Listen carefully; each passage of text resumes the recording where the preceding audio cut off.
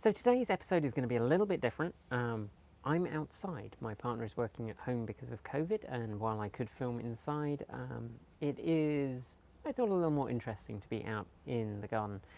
Most of what's behind me is obviously whited out in the incredibly bright sunlight, but behind me you might get to see our chickens. At the moment they're hiding under the coop, which is obviously where they like to go when it's warm. Although they have a lot of shade, so they can actually potter about. And they don't live in here. I mean, they live in here, but we do let them out into the garden sometimes. So maybe you'll get a more intense chicken video at some point. Apparently I'm letting you all down. Nikki has said that I am letting you all down with my absence of chicken videos. But that's not what I'm really here to talk to you about today. So today I'm going to talk to you a little bit about hitches, tow hitches and towing with an EV. So as I'm sure a lot of you are aware, we have towed successfully using Nikki's Chevrolet Bolt. While there isn't officially a tow hitch available, there is a tow hitch available from aftermarket suppliers, which we have used to tow. We towed a trailer from Portland to Austin, Texas, and we towed a trailer from Portland down to Las Vegas in Nevada. And both of those went without a hitch, pun intended.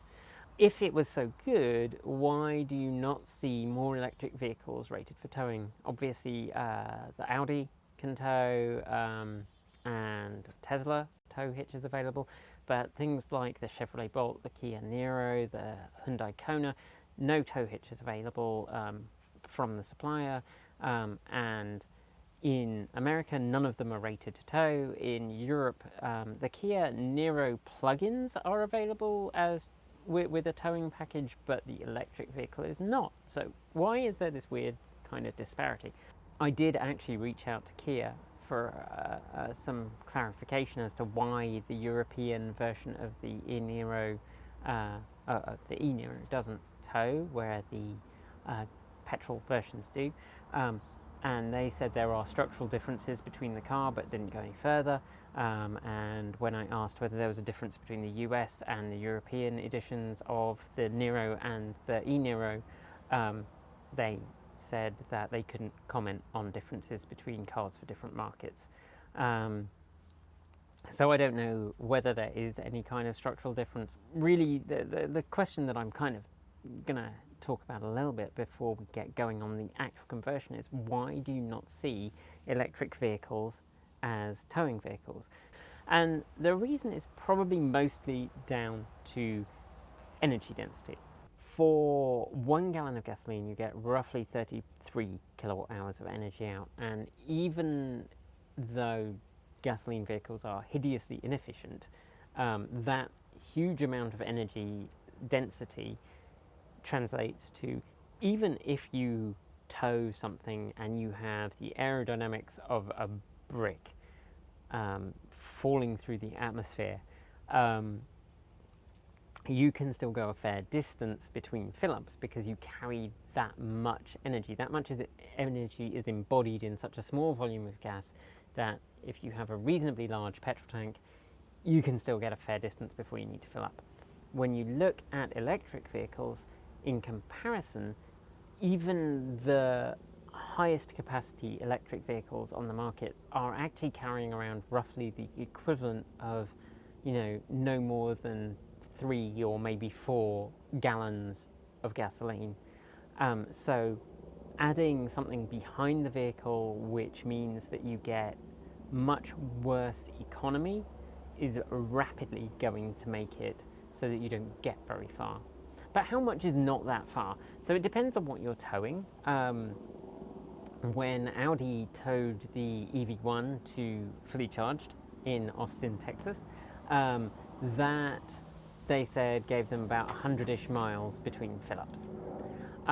When I towed our 4x8 trailer down to Portland, I got, and it wasn't laden at the time, it's not a full trailer, I got about 180 to 200 miles of range out of the car in the summer.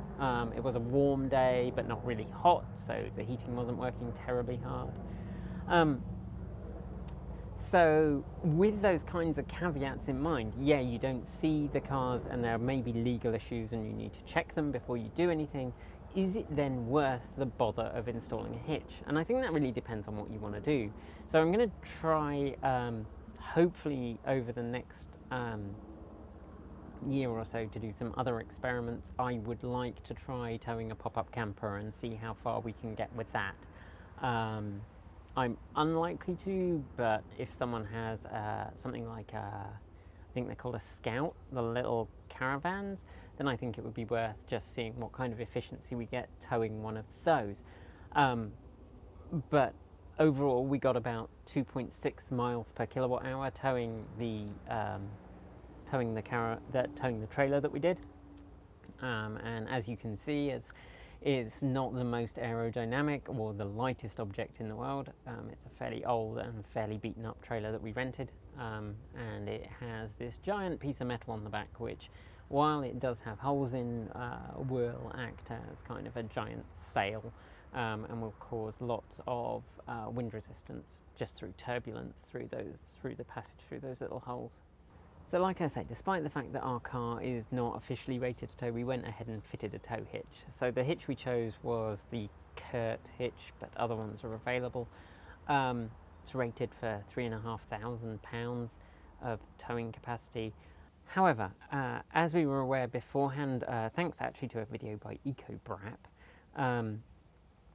the hitch requires some modification, and a huge thank you to our viewer who kindly helped us source tools to make the modifications possible. But the hitch requires some hole shifting, so you have to kind of use a burr grinder and grind some of the holes to be larger or in a slightly different location. We were trying to keep the bolts intact so that we can put back on the air deflector that goes underneath the car. I haven't put it back on yet, but that process required drilling a couple of extra holes in the hitch, and yeah, it's not a process entirely for the faint-hearted. There are places that will make you a custom hitch. We did talk to one of them locally, and it came out to be a fairly long process, potentially a week without the car, and also much more expensive than just buying the off-the-shelf one and modifying it.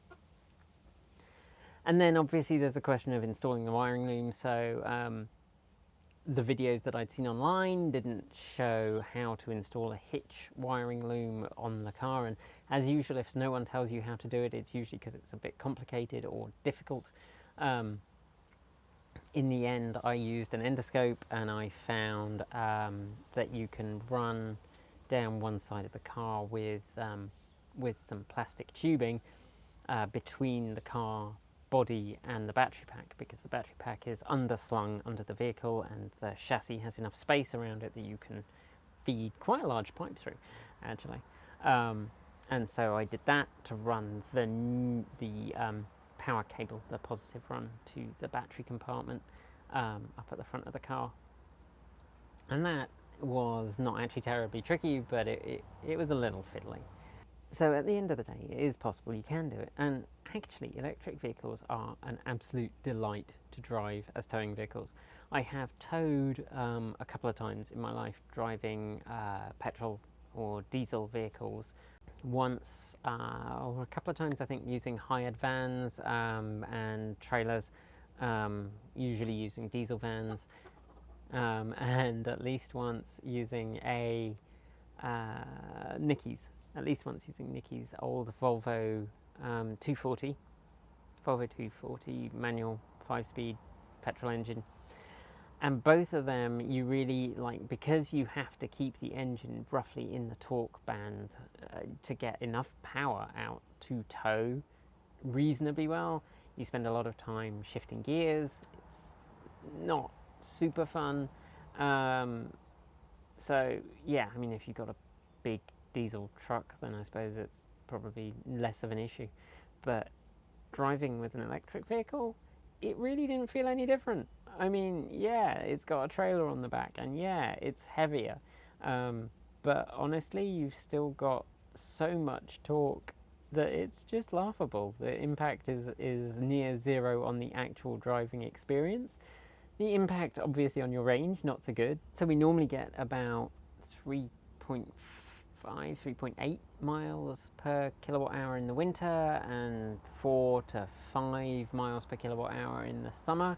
At some point I will do a video just talking about the actual efficiency that we've got, because I've been keeping an eye on it.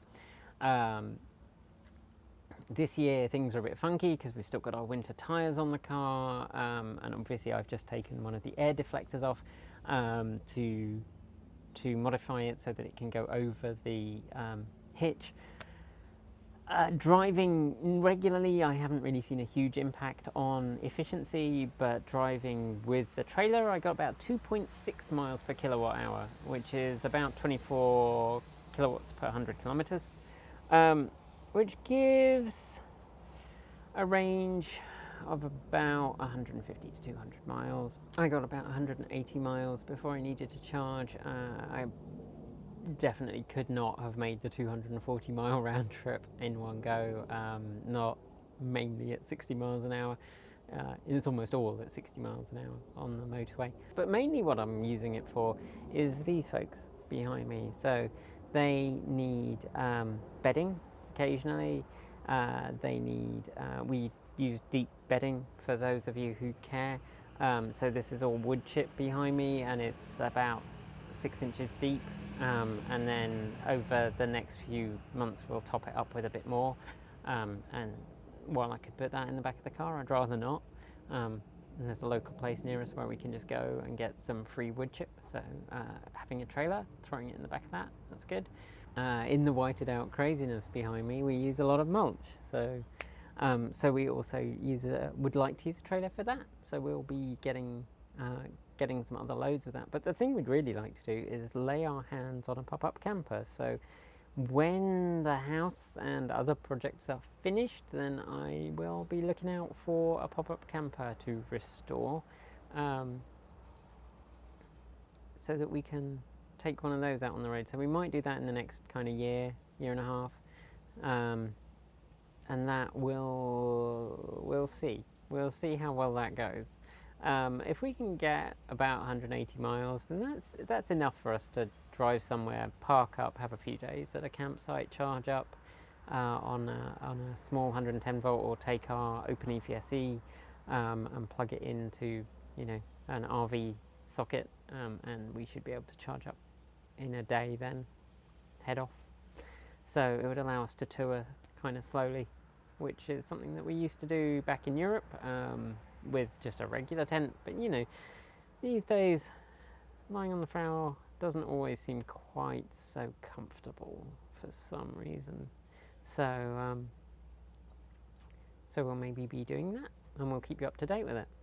So it seems the sun has moved around to screw with the lighting, which is probably a good place to end it for today. So thank you very much for watching. Let me know what you think in the comments below. Do you really not care about towing? You can certainly drop a comment in about that. People often aren't shy. Do you really need a vehicle that can tow? Are you on the list for Cybertruck because of its towing capacity? I want to know. Let me know in the comments below. For me, buying the Kia Niro, that was definitely a consideration. Could it tow? Could I get a tow hitch on it? Yes, kind of. Definitely worked out all right in the end. So I want to know, what are your thoughts? Pop them in, type them in, pop them in a comment below. And that's it for today. But I want to take a moment before we go to say thank you to the folks on the right. These are our $15 to $49 a month patrons. And behind me are our chickens. Special thank you to our chickens for interrupting this. Also, special thanks to our $50 a month patrons. That's John Lyons, Regine Fellows, and Jeffrey Songster. And deepest gratitude to our $100 a month patrons. That's Marcel Ward, Reggie Watts, JP Fagerback, and Sean Udea. And you can join them by following the link to Patreon below.